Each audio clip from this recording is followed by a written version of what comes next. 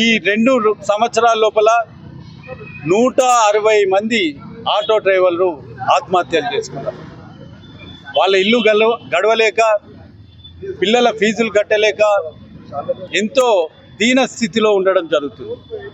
ఈరోజు ఆటో డ్రైవర్ల, అంబర్పేటలో ఉండే ఆటో డ్రైవర్ల వాళ్ళ కుటుంబాల సంఘీభావం కోసము మా పార్టీ ఇచ్చిన ఆదేశాల మేరకు మేమందరము మా ఫ్యామిలీస్ తోటి ఆటోలో తిరిగి వాళ్ళకి సంఘీభావం ఏర్పరుస్తాం.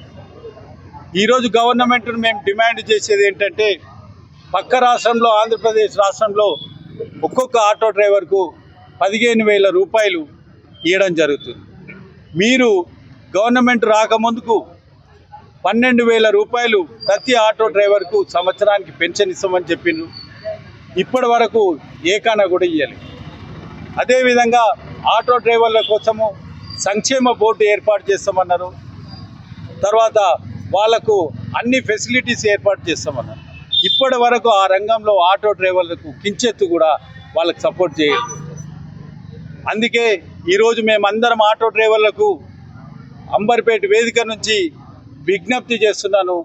ఇది జూబ్లీహిల్స్లో ఆటో డ్రైవర్లు అందరూ యునైట్ అయ్యి కాంగ్రెస్ గవర్నమెంట్కు వ్యతిరేకంగా బీఆర్ఎస్ పార్టీకి ఓటేస్తే అక్కడ గవర్నమెంట్లో బీఆర్ఎస్ పార్టీ అక్కడ గవర్నమెంట్ పతనం చేస్తే మీ ఆటో వాళ్ళకి అందరికీ కూడా జరుగుతుంది. మొన్న మేము హైదరాబాద్లో మొత్తము ఎక్కడెక్కడనైతే బస్తీ దవాఖాన్లు ఉన్నాయో అవన్నీ బస్తీ దవాఖాన్లు విజిట్ చేసినందుకు ఒక సెన్సేషన్ ఏర్పడి అదే రోజు గవర్నమెంట్ రివ్యూ చేయడం జరుగుతుంది. ఈరోజు మా అందరం ఎమ్మెల్యేలము, అందరం ప్రజాప్రతినిధులము హైదరాబాద్ అంతటా ఆటోలలో ప్రయాణించి వాళ్ళకి సంఘీభావం ఏర్పరుస్తున్నాము. రేవంత్ రెడ్డి గారు గద్దె దిగి ఆటోల వాళ్ళ గురించి, కుటుంబాల గురించి ఆలోచించి 12,000 రూపాయలు తక్షణమే విడుదల చేయాలని కోరుతా ఉన్నాం.